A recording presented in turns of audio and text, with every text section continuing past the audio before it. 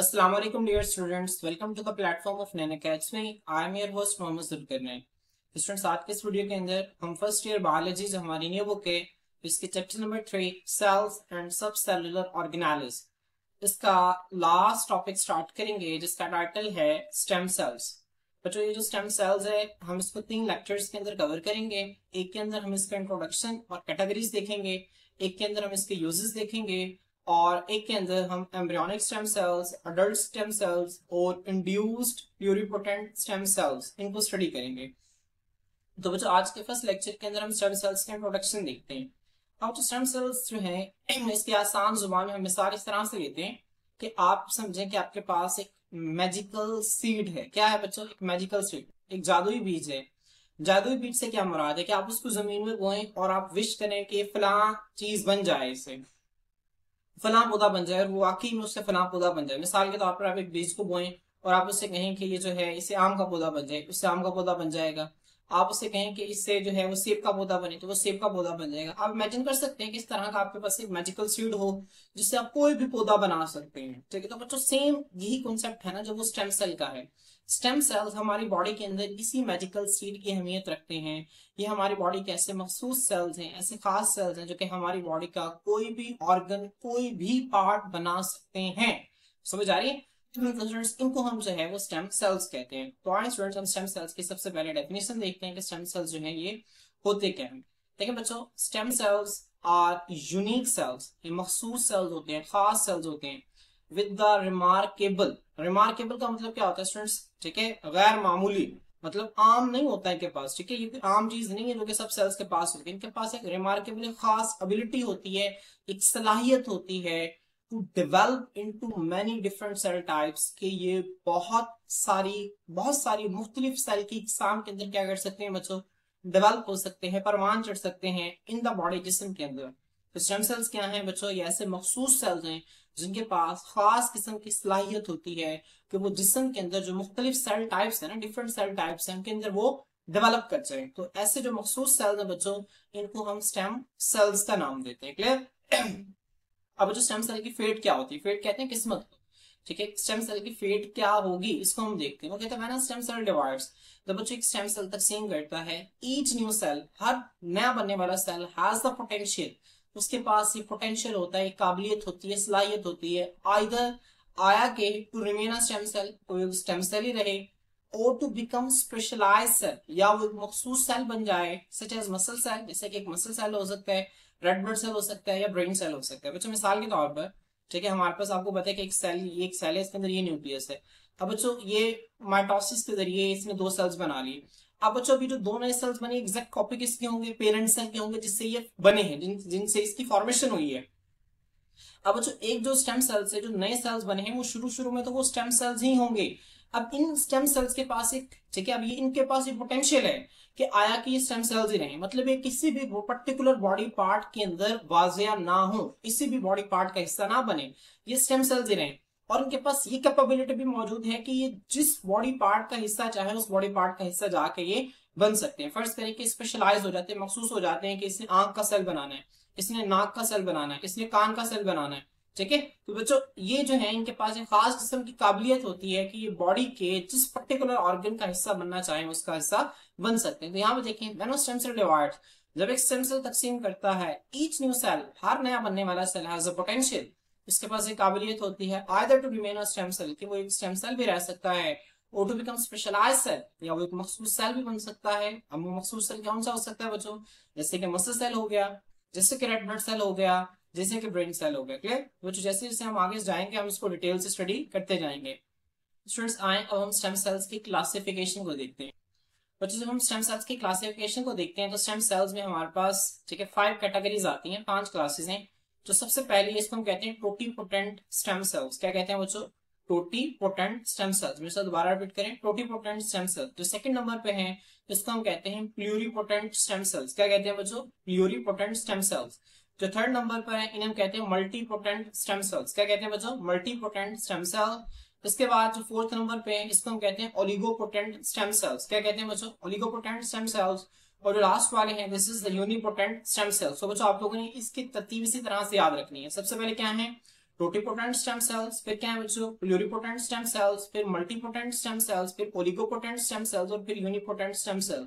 अब बच्चों जो आपके सामने इसकी 5 क्लासेस नजर आ रही हैं, ये हम किस बेस पे, किस बुनियाद पे इसकी क्लासेस बनाते हैं बच्चों? इसकी पोटेंसी, पोटेंसी का मतलब क्या है? इसकी काबिलियत कि ये बॉडी के किन किन सेल्स में डिफरेंशिएट हो सकता है, ये बॉडी के किन किन पार्ट्स को बना सकता है, इनकी इस काबिलियत और सलाहियत की बुनियाद पर हम इनकी 5 क्लासेस बनाते हैं। ठीक है, अब स्टूडेंट्स इसके क्राइटेरिया क्या है, इसकी बुनियाद क्या है कि कौन सा स्टेम सेल जिस्म के किस मखसूस सेल के अंदर डिफरेंशिएट होने की सलाहियत रखता है, इस काबिलियत की बुनियाद पर इनकी 5 क्लासेस हैं।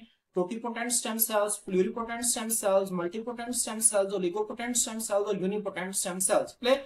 अब बच्चों इसके आगे जो है यहाँ पे देखेंगे सेल टाइप्स हैं, हम इनको इंशाल्लाह ठीक है जब हम embryonic stem cell, adult stem cells और ठीक है यहाँ पे इंड्यूस प्लूरिपोटेंट स्टेम सेल्स को हम डिस्कस करेंगे ना, वहां पे हम इसको देखेंगे और इनके फंक्शंस इनको हम आगे जो है वो स्टडी करते हैं। अभी सिर्फ आपने इसी तरह से इसके नाम को याद रखना है, वो जो आपने ज़हन में रखना है। जो सबसे टॉप पर है ना टोटिपोटेंट स्टेम सेल्स, ठीक है, ये इनके पास सबसे ज्यादा कैपेबिलिटी होती है कि बॉडी के सबसे ज्यादा किस्म के सेल्स बना सकते हैं। और जैसे जैसे टॉप से नीचे आते हैं तो ये जो स्पेशलिटी है ना, ठीक है, कि बॉडी के डिफरेंट पार्ट, डिफरेंट सेल्स बनाने की जो सलाहियत है आहिस्ता आहिस्ता कम होती जाती है। और यूनिपोटेंट जो स्टेम सेल्स होते हैं ना, ये ऐसे स्टेम सेल्स होते हैं जो कि सिर्फ जिस्म का एक सेल, पर्टिकुलर सेल बना सकते हैं, बाकी जिस्म के तमाम सेल्स के अंदर कन्वर्ट नहीं हो सकते। तो बच्चों आए हम इसको तफसील से एक करके स्टडी करते हैं। मुझे इसकी कैटेगरीज हैं, इसमें जो सबसे पहली कैटेगरी है this is totipotent stem cell. ये क्या है बच्चों? Totipotent stem cell. मैं आपको डायग्राम से दिखाता हूँ। मुझे यहाँ पे देखें, आपको पता है कि जब स्पर्म जो है वो एग के साथ मिलता है, ठीक है, तो ये क्या बनाता है? जाइगोट बनाता है। और जाइगोट को आपको पता है हम फर्टिलाइज्ड एग भी कहते हैं। क्या कहते हैं बच्चों? Fertilised egg. फर्टिलाइज्ड एग का दूसरा नाम क्या है? जाइगोट। अब बच्चों जो जाइगोट है जो एक सिंगल सेल होता है। अब बच्चों जो सिंगल सेल माइटोसिस के जरिए क्या करता है बच्चों? डिवाइड करता है। क्या करता है बच्चों? डिवाइड करता है। डिवाइड करके 2 नए सेल्स बनाता है। अब बच्चों जो 2 नए सेल्स बनते हैं ना, ठीक है, जब एक सेल तकसीम करेगा तो 2 सेल्स बना देगा। तो बच्चों जब ये 2 सेल्स बनाएगा तो दोनों सेल्स आपस में इकट्ठे होंगे। क्या होंगे बच्चों? इकट्ठे होंगे। उसके बाद बच्चों क्या होगा? अब जब ये 2 सेल इनमें से हर सेल तकसीम करके क्या बना देगा? ठीक है, ये 2 नए सेल्स बनाएगा, ये 2 नए सेल्स बनाएगा, तो 2 और 2 कितने बन जाएंगे बच्चों? अब यहाँ पे कितने सेल्स बन जाएंगे? 4 सेल्स बन जाएंगे। अब बच्चों यहाँ पे क्या होगा? फिर हर सेल जो है वो मजीद तकसीम करेगा, तो यहाँ पे कितने सेल्स बन जाएंगे? 8 सेल्स बन जाएंगे। अब बच्चों जो 8 सेल स्टेज है ना, एक जाइगोट से लेकर 8 सेल्स बनने तक की जो स्टेज है, यहाँ तक बच्चों जितने भी सेल्स हैं इन तमाम को हम टोटिपोटेंट स्टेम सेल्स कहते हैं। क्या कहते हैं बच्चों? Totipotent stem sales. बच्चों ये जो ऐसे सेल्स हैं इनके पास ये कैपेबिलिटी होती है कि पूरे का पूरा एक नया जानदार बना सकते हैं। मेरी बात समझ में आ रही है? एक जाइगोट से लेकर, एक जाइगोट एक सिंगल सेल है, वहां से लेकर 8 सेल स्टेज तक, 8 सेल्स जो बनने का जो स्टेज है ना, यहां तक बच्चों जितने भी सेल्स आते हैं एक जाइगोट से लेकर 8 सेल स्टेज तक, जितने भी सेल हैं बच्चों उनको हम टोटिपोटेंट स्टेम सेल्स कहते हैं। इन स्टेम सेल्स के पास कैपेबिलिटी होती है कि बॉडी का कोई भी ठीक है पार्ट और इनफेक्ट के पूरे का पूरा नया जानदार भी बना सकते हैं। मैं आपको मिसाल देता हूँ बच्चों, आपने देखा होगा आइडेंटिकल ट्विंस, ठीक है, आइडेंटिकल ट्विंस आपने देखा होगा, ठीक है, जुड़वा बच्चे जो कि जिनकी शक्ल बिल्कुल एक दूसरे जैसी होती है। तो बच्चों उनमें होता क्या है? ठीक है, उनमें होता ये है, उनकी फॉर्मेशन के वक्त क्या होता है कि आमतौर पर एक जाइगोट है बच्चों, जाइगोट को तकसीम करके ना इस तरह से 2 सेल स्टेज पे आता है। ठीक है, अब होना तो ये चाहिए था कि दोनों सेल इकट्ठे रहते और फिर ये इकट्ठे माइटोसिस देते हैं, लेकिन बच्चों यहाँ पे क्या होता है? ये सेल अलग हो जाता है और ये सेल अलग हो जाता है। जब ये दोनों सेल अलग हो जाते हैं ना बच्चों, तो फिर ये एक सेल एक अलग से एक नया जानदार बना देता है और ये जो सेल है ना बच्चों, ये अलग से एक नया जानदार बना देता है। अब बच्चों ये जो सेल्स हैं इन सेल्स को हम कहते हैं टोटिपोटेंट सेल्स, जिनके पास एक मुकम्मल नया जानदार बनाने की सलाहियत होती है। तो आपने इसको जहन में रखना है। अब बच्चों ये एक नया जानदार बना सकते हैं, वो जो नया जानदार होगा आपको पता है कि वो मदर्स बॉडी के साथ एक कनेक्शन जिसे हम कहते हैं प्लेसेंटा, क्या कहते हैं? प्लेसेंटा, इसके जरिए अटैच होता है। आप लोगों ने मैट्रिक के अंदर भी पढ़ा होगा प्लेसेंटा क्या होता है? एक कनेक्शन होता है बेबी और मदर के दरमियान, जो कि मदर से क्या कर रहा होता है, जितनी भी न्यूट्रिएंट्स वगैरह हैं, चीजें हैं, ठीक है, वो मदर्स बॉडी से जो चाइल्ड है उसको वो सारी चीजें प्रोवाइड की जा रही होती है इस कनेक्शन के जरिए। तो बच्चों ये जो नए सेल्स हैं इस प्लेसेंटा को भी बना सकते हैं टोटिपोटेंट स्टेम सेल। मिलफर्ड अगर आप इस तरह से कहें कि जो 4 सेल स्टेज पे है, अगर वहां पे चारों सेल्स अलग हो जाए तो 4 ही नए जानदार बन सकते हैं। समझ आ रही है? अगर 8 सेल स्टेज पे है, वहां पे अगर सेल अलग हो जाए तो वो 8 नए जानदार बना सकते हैं। ठीक है, यहाँ पे मैंने आपको आइडेंटिकल ट्विंस की मिसाल इस वजह से दी क्योंकि कॉमन है, ठीक है, आप इसे सब समझ सकते हैं। तो बच्चों जो आइडेंटिकल ट्विंस हैं टोटिपोटेंट स्टेम सेल्स के नतीजा में बनते हैं। जब टोटिपोटेंट स्टेम सेल्स अलग हो जाते हैं तो इससे मुकम्मल नया जानदार बन जाता है। तो यहाँ पे देखें बच्चों, these stem cells can differentiate into all possible cell types. बच्चों टोटिपोटेंट स्टेम सेल्स है ना, कि तकरीबन तमाम किस्म के जो बॉडी के जितने भी सेल की इकसाम है ना, सबके अंदर क्या हो सकते हैं बच्चों, डिफरेंशिएट हो सकते हैं, सबके अंदर वाज़ेह हो सकते हैं, ठीक है। Zygote and the sales produce by first few divisions in zygote, बच्चों इसकी मिसाल में आते हैं। एक जो जाइगोट और जाइगोट से इब्तदाई कुछ तकसीम, जब जाइगोट तकसीम करेगा, ठीक है, एक सेल 2 बनाएगा, 2 4 बनाएंगे और 4 8 बनाएंगे, यहां तक 8 सेल स्टेज तक जाइगोट और इब्तदाई कुछ डिवीजन्स के नतीजा में जो सेल्स बनते हैं ना बच्चों, वो सारे के सारे किसके अंदर आते हैं, वो सारे के सारे टोटिपोटेंट स्टेम सेल्स की कैटेगरी के अंदर आते हैं। तो जो नेक्स्ट हमारे पास जो कैटेगरी है, this is the pluripotent stem sales. ये क्या है बच्चों, प्लूरिपोटेंट स्टेम सेल। अब जो प्लूरिपोटेंट स्टेम सेल्स क्या होते हैं, आप इस तरह समझें कि ये भी वो तमाम सेल्स हैं, ठीक है, जो कि जिस्म का कोई भी पार्ट बना सकते हैं बच्चों, लेकिन इनके पास ये कैपेबिलिटी नहीं होती कि अलग से एक नया जानदार बना सकें। मेरी बात समझ में आ रही है? इनके पास एक नया जानदार बनाने की सलाहियत नहीं होती, बाकी ये जिस्म का कोई भी सेल टाइप जो है ये बना सकते हैं। यहाँ पे देखें, these cells can turn into का मतलब होता है तब्दील होना, can turn into almost any cell. ये जो प्लूरिपोटेंट स्टेम सेल्स हैं, ये जिस्म के किसी भी सेल के अंदर जो है वो तब्दील हो सकते हैं। इसकी मिसाल है cells from the early embryo, ठीक है, जो इब्तदाई एम्ब्रियो के जो सेल्स होते हैं वो प्लूरिपोटेंट स्टेम सेल्स के अंदर आते हैं। बट जो टोटिपोटेंट और प्लूरिपोटेंट में फर्क क्या है, देखिए एक जाइगोट है, एक जाइगोट ने क्या बनाया बच्चों, यहाँ पे 2 सेल स्टेज बनी, 2 सेल्स बने, 2 से आगे क्या बने, ठीक है, 4 सेल्स बने, 4 से आगे बच्चों क्या बने, ठीक है, इस तरह से आप 8 सेल्स बने, ठीक है, 2 में 4 नीचे 4 ऊपर बना 8 सेल। अब बच्चों ऐसे नहीं कि यहाँ पे आके डिवीजन रुक जाएगी, इससे आगे भी तो डिवीजन होगी ना, अभी 8 आगे 16 सेल्स बनाएंगे। तो बच्चों यहाँ तक जितने भी सेल्स हैं सारे के सारे टोटिपोटेंट सेल्स हैं, और इनसे आगे जो सेल्स बन रहे हैं ना अभी बच्चों, ये क्या है, ये प्लूरिपोटेंट स्टेम सेल। ये क्या है बच्चों, प्लूरिपोटेंट स्टेम सेल। अब ये जो प्लूरिपोटेंट स्टेम सेल्स हैं, इनके पास ये सलाहियत नहीं होगी कि ये प्लेसेंटा बना सकें और अलग से एक नया जानदार बना सकें। समझ आ रही? बाकी एक जानदार के अंदर जिस्म का कोई भी सेल टाइप जो है, कोई भी सेल जो है वो ये बना सकते हैं। प्लूरिपोटेंट स्टेम सेल्स के पास ये सलाहियत मौजूद होती है कि जिस्म का कोई भी सेल बना सकते हैं। लेकिन इनमें और टोटिपोटेंट स्टेम सेल्स में फर्क क्या है बच्चों, टोटिपोटेंट स्टेम सेल्स मैंने आपको बताया प्लेसेंटा के साथ एक नया अलग मुकम्मल जानदार बना सकते हैं, लेकिन इनके पास ये सलाहियत मौजूद नहीं होती। तो आपने इसको ध्यान में रखना है, ठीक है, बहुत आसान आपकी बुक में अंदर इसे लिखा हुआ है। अब जो नेक्स्ट हमारे पास जो है जो कैटेगरी आती है 3rd नंबर पे, this is the multipotent stem sales. अब जो मल्टीपोटेंट स्टेम सेल्स के पास ये कैपेबिलिटी होती है कि ये closely related family of cells बना सकते हैं। मतलब बच्चों ऐसे सेल्स जो कि एक ही फैमिली से बिलोंग करते हैं, फैमिली में रात के हम हमारे पास में, ठीक है। अब आपको पता है बच्चों सेल्स आपस में मिलकर क्या बनाते हैं, टिश्यू बनाते हैं। मतलब जो एक ही टिश्यू के जो सेल्स होते हैं ना अलग अलग, उनको ये बना सकते हैं। मिसाल के तौर पर आपके सामने ब्लड है, तो ब्लड क्या है, टिश्यू है। अब जो ब्लड एक टिश्यू है, ब्लड के अंदर कौन कौन सी तरह के सेल्स होते हैं, आपको पता है रेड ब्लड सेल्स होते हैं, व्हाइट ब्लड सेल्स होते हैं, प्लेटलेट्स होते हैं। बच्चों red blood cells, white blood sales, platelets, ठीक है। अभी बच्चों एक फैमिली है, ये क्या है, सेल्स की एक फैमिली है जो कि इकट्ठे मिलकर किसको बना रही है, एक टिश्यू को बना रही है, जिसका नाम क्या है बच्चों, ब्लड है। तो अब बच्चों जितने भी ब्लड सेल्स की जो फैमिली है ना, ठीक है, इनको जो बनाने वाले मखसूस किस्म के जो स्टेम सेल्स हैं, इनको हम कहते हैं मल्टीपोटेंट स्टेम सेल्स। क्या कहते हैं बच्चों, मल्टीपोटेंट स्टेम सेल। ये ऐसे सेल्स होते हैं कैन डिफरेंशिएट, जो कि वाजिया हो सकते हैं, इनको closely related family of cells आपस में, ठीक है, मुनीका आपस में जुड़े हुए, ठीक है, जो सेल्स की फैमिली होती है इसके अंदर क्या हो सकते हैं बच्चों, डिफरेंशिएट हो सकते हैं, वाजिया हो सकते हैं। मिसाल के तौर पर यहाँ पे एग्जांपल देते हैं, हेमाटोपोइटिक स्टेम सेल्स। क्या है बच्चों, haematopoietic stem cells can become red and white blood sales और प्लेटलेट्स। अब बच्चों जो हेमाटोपोइटिक स्टेम सेल्स है ना, आमतौर पर बोन मैरो के अंदर मौजूद होते हैं। कहाँ मौजूद होते हैं, बोन मैरो, ठीक है। बोन मैरो आपको पता है ना, बोन मैरो क्या होती है, मैं आपको डायग्राम से दिखा भी देता हूँ। बच्चों आप देख सकते हैं, आपकी जो हड्डी है ना, हड्डी के अंदर जो आप देख सकते हैं, ठीक है, हड्डी के अंदर जो मटेरियल मौजूद होता है इसे हम बोन मैरो कहते हैं। अब जो इस बोन मैरो से, ठीक है, इस बोन मैरो के अंदर जो सेल्स होते हैं ना, जो कि ब्लड को बनाना जिन्होंने, इनको हम नाम देते हैं हेमाटोपोइटिक स्टेम सेल्स। इसका नाम देते हैं बच्चों हेमाटोपोइटिक स्टेम सेल्स। मुझसे दोबारा रिपीट करें, हेमाटोपोइटिक स्टेम सेल, वो फिर आगे ब्लड को बनाते हैं, ठीक है, रेड ब्लड सेल्स को भी बनाते हैं, व्हाइट ब्लड सेल्स को भी बनाते हैं और प्लेटलेट्स को भी बनाते हैं। क्लियर? अब बच्चों यहाँ से उसको मजीद देख लेते हैं। बच्चों यहाँ पे देखें, आपको नजर आ रहा है जाइगोट है, जाइगोट से जो कुछ डिवीजन्स के नतीजा में 8 सेल स्टेज तक ये सारे के सारे टोटिपोटेंट स्टेम सेल्स हैं। फिर बच्चों उससे आगे, ठीक है, जो कुछ डिवीजन्स होती हैं सेल्स की, वो सारे के सारे प्लूरिपोटेंट स्टेम सेल्स में आते हैं, ठीक है। जिस्म का कोई भी सेल बना सकते हैं, लेकिन अलग से जानदार नहीं बना सकते। बच्चों उसके बाद जो प्लूरिपोटेंट स्टेम सेल्स है ना, ये मखसूस किस्म के स्टेम सेल्स में तकसीम करते हैं, जिनको हम मल्टीपोटेंट स्टेम सेल्स कहते हैं। अब जो मल्टीपोटेंट स्टेम सेल्स हैं, ये क्या करती है, डिफरेंशिएट हो सकते हैं closely related family of cells में। किसमें, आपस में जो जुड़ी हुई, ठीक है, जो कि आपस में दूसरे के साथ रिलेट करते हैं, सेल्स की जो फैमिली है ना, इसके अंदर क्या हो सकते हैं, डिफरेंशिएट हो सकते हैं। जैसे आप देखें ब्लड के अंदर, ठीक है, ब्लड को अगर आप एक टिश्यू कंसीडर करें ना, इसके अंदर जितने भी सेल्स हैं उसकी फैमिली के अंदर आएंगे, तो उसके अंदर red blood cell, white blood cell, platelets आएगा। इसके अलावा यहाँ पे देखिए आप न्यूरल स्टेम सेल्स हैं। बच्चों जो न्यूरल स्टेम सेल्स हैं ये क्या बनाएंगे बच्चों, ये नर्वस सिस्टम के सेल्स बनाएंगे। आपको पता है नर्वस सिस्टम के अंदर क्या होते हैं, न्यूरॉन्स होते हैं, नर्व सेल्स होते हैं। इसके अलावा बच्चों श्वान सेल्स होते हैं, आपके मेट्रिक के अंदर पढ़ा हुआ श्वान सेल्स होते हैं, मोटर न्यूरॉन्स होते हैं, इंटर न्यूरॉन्स होते हैं। तो बच्चों क्या है, closely related family of cells है। इसको न्यूरल स्टेम सेल्स बनाएंगे। न्यूरल स्टेम सेल्स क्या है, मल्टीपोटेंट स्टेम सेल्स हैं।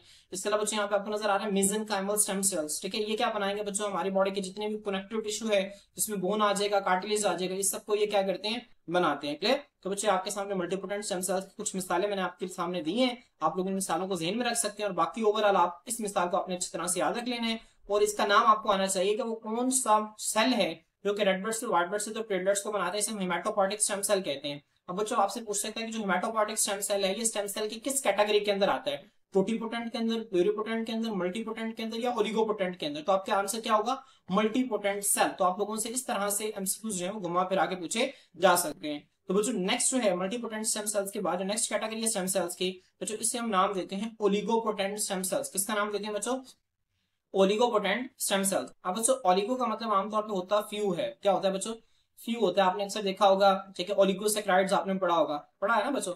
ओलिगोसैकेराइड्स, मोनोसैकेराइड्स की, ठीक है, मोनोसैकेराइड्स के बाद क्या आते हैं, ओलिगोसैकेराइड्स। कुछ मोनोसैकेराइड्स मिलकर ओलिगोसैकेराइड्स बनाते हैं, ठीक है। ओलिगो का मतलब फ्यू होते हैं, ठीक है। पोटेंट का मतलब क्या है यहाँ पे, ठीक है, पोटेंसी, सेल के तकसीम होने की सलाहियत।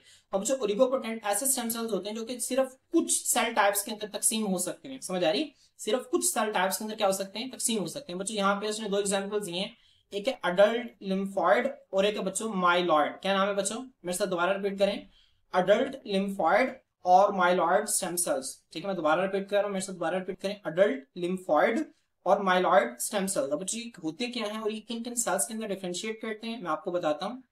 अब आपको पता है कि हमारे जो ब्लड है ना, हमारे ब्लड के अंदर नॉर्मली, ठीक है, तीन तरह के सेल्स हैं। एक है आरबीसीज, रेड ब्लड सेल्स, बच्चों एक हमारे पास है व्हाइट ब्लड सेल्स, और बच्चों एक को हम नाम देते हैं प्लेटलेट्स का। किसका नाम देते हैं बच्चों, प्लेटलेट्स का नाम देते हैं। क्लियर। अब बच्चों इसमें से जो व्हाइट ब्लड सेल्स है ना, इसके आगे से टाइप्स हैं। जो व्हाइट ब्लड सेल्स है ना, यहाँ पे देखिए मैंने आप लोगों के लिए शो की है, व्हाइट ब्लड सेल्स दो तरह के होते हैं। कितने तरह के होते हैं बच्चों, दो तरह के होते हैं। एक को हम कहते हैं ग्रेन्युलोसाइट्स, और बच्चों एक को हम क्या कहते हैं, एक को हम नाम देते हैं ए ग्रेन्युलोसाइट्स। किसका नाम देते हैं बच्चों, ए ग्रेन्युलोसाइट्स। ये आप अपने मैट्रिक के अंदर पढ़ के आए हैं, ग्रेन्युलोसाइट्स और ए ग्रेन्युलोसाइट्स। अब बच्चों जो ग्रेन्युलोसाइट्स है आगे तीन तरह के होते हैं, आप इसको इस तरह से याद रख सकते हैं, ठीक है, NEB से, ठीक है। हम बच्चों को इस तरह से बताते हैं, अगर इस तरह से ना याद हो तो बेन 10 आपने कार्टून देखे होंगे तो आप बेन से याद रख सकते हैं, ठीक है। तभी है क्या, बेसोफिल्स, इजिनोफिल्स और न्यूट्रोफिल्स। क्या है बच्चों, न्यूट्रोफिल्स, इजिनोफिल्स और बेसोफिल्स, ठीक है।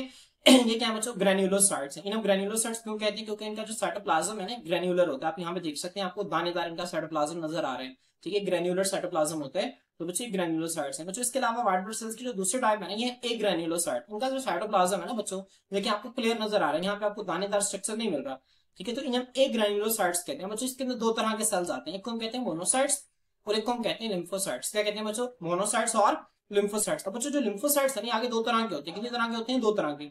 एक को हम कहते हैं बी लिम्फोसाइट। क्या कहते हैं बच्चों, बी लिम्फोसाइट।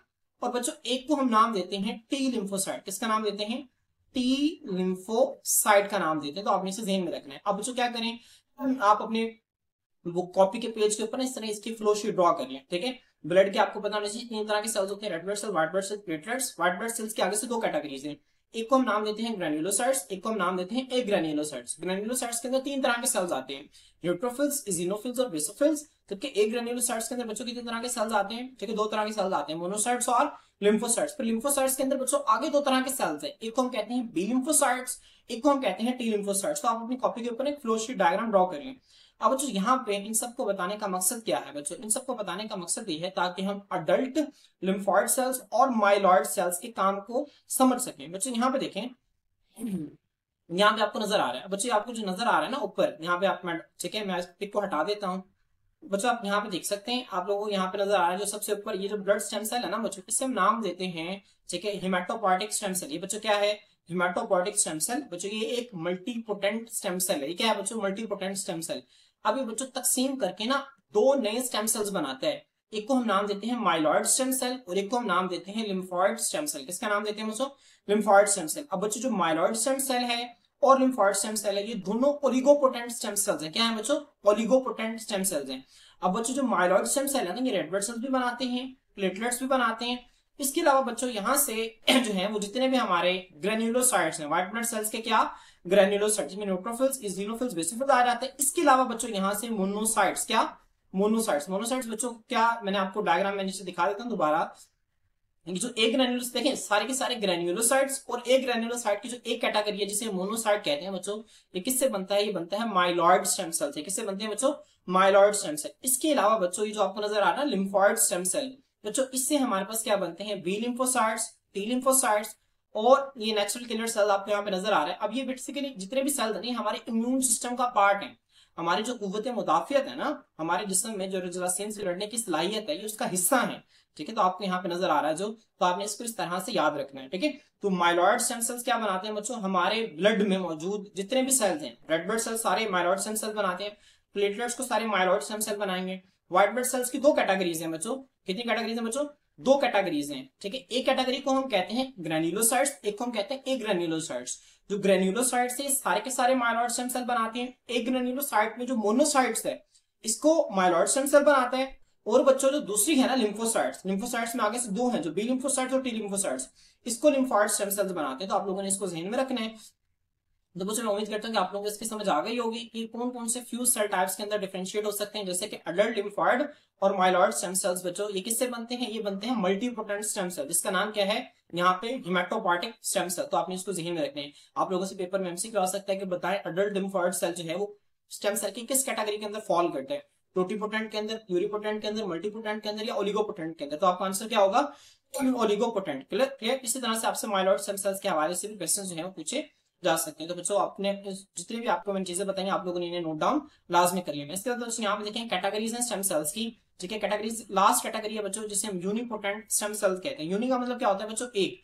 अब ये ऐसे स्टेम सेल्स हैं जो कि एक मखसूस सेल के अंदर डिफरेंशिएट हो सकते हैं, वाजिया हो सकते हैं। क्लियर।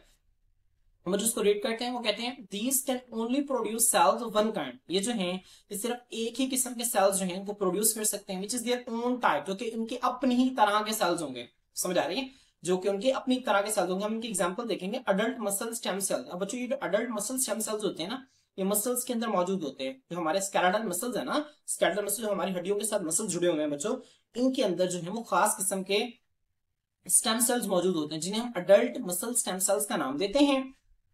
ये जो बच्चों अडल्ट मसल स्टेम सेल्स है ना, ये अपने ही तरह के सेल्स के अंदर जो है क्या कर सकते हैं बच्चों, ठीक है, अपने ही तरह के स्टेम सेल्स के अंदर डिफरेंशिएट हो सकते हैं। मतलब ये अडल्ट मसल स्टेम सेल्स ऐसे सेल्स जो कि नए मसल के सेल्स बना सकते हैं। Clear. However, they are still stem cells. बच्चों ये अभी भी क्या रहते हैं, स्टेम सेल्स रहते हैं, because they can renew themselves, क्योंकि अपने आप को क्या कर सकते हैं बच्चों, दोबारा से, ठीक है, रिप्रोड्यूस कर सकते हैं। ठीक है, मिसाल के तौर पर बच्चों आपने अक्सर देखा होगा जब मसल्स वगैरह में ना जब आप एक्सरसाइज वगैरह करते हैं तो पहले आपके मसल्स जो है वो दर्द करने लग जाते हैं, लेकिन जब आपकी मसल से रूटीन बन जाती है तो आपके मसल्स, आप देखेंगे आपके मसल्स का साइज आहिस्ता आहिस्ता बढ़ना शुरू हो जाता है। आपके मसल्स जो है, ठीक है, उनका साइज बढ़ना शुरू हो जाता है, आप हेल्दी हो जाते हैं।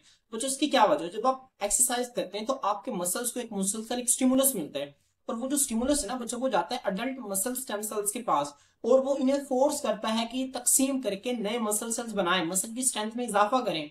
क्यों, क्योंकि वर्किंग ज्यादा है, काम ज्यादा है, काम ज्यादा है तो मसल को एनर्जी ज्यादा चाहिए, एनर्जी ज्यादा चाहिए तो ज्यादा मसल सेल्स होंगे तो ज्यादा एनर्जी रिलीज होगी ना। ठीक है, तो ये क्या करता है, नई मसल सेल्स को क्या करवाता है बच्चों, डेवलप करवाता है। तो अडल्ट मसल स्टेम सेल्स हमारे मसल्स के अंदर मौजूद होते हैं बच्चों। ये क्या करते हैं, ये सिर्फ एक ही तरह जो, अब ये जो muscles adult muscle stem cells है ना बच्चों, ये कौन सी कैटेगरी के अंदर आते हैं, ये यूनिपोटेंट स्टेम सेल्स के अंदर आते हैं। मैं इसको दोबारा रीड कर देता हूँ। ठीक है, ये एज बच्चों these can only produce cells of one kind, एक ही तरह के सेल्स जो है वो पैदा कर सकते हैं, जो कि उनकी अपनी ही तरह की किस्म होगी। जैसे कि यहाँ पे आपको नजर आ रहा है जो मसल स्टेम सेल्स है वो सिर्फ और सिर्फ मसल सेल्स को ही बना सकते हैं।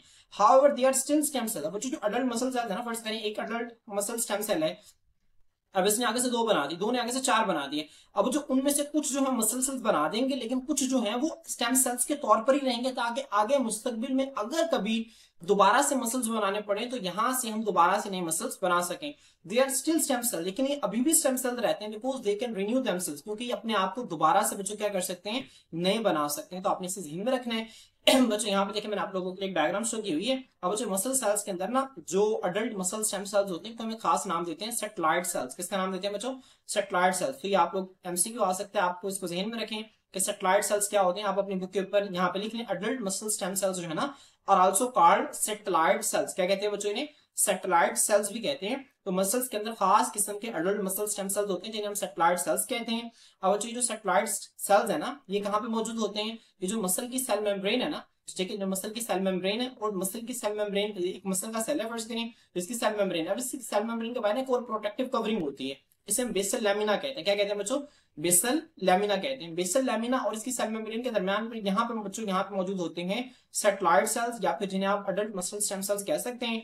बच्चों जब जरूरत होती है ये अडल्ट मसल स्टेम सेल्स क्या करते हैं बच्चों? तकसीम करके, ठीक है, नए मसल सेल्स बना देते हैं। स्टूडेंट्स मैं उम्मीद करता हूँ कि आप लोगों को स्टेम सेल्स की कैटेगरी जो है बहुत अच्छी तरह से क्लियर हो गई होगी। आप लोगों ने इन्हें अच्छी तरह से याद रखना, जो बातें मैंने आपको लिखवाई हैं आप लोगों ने इन्हें याद रखना है। स्टूडेंट्स इंशाल्लाह नेक्स्ट लेक्चर के अंदर हम इसके यूजेस को स्टडी करेंगे।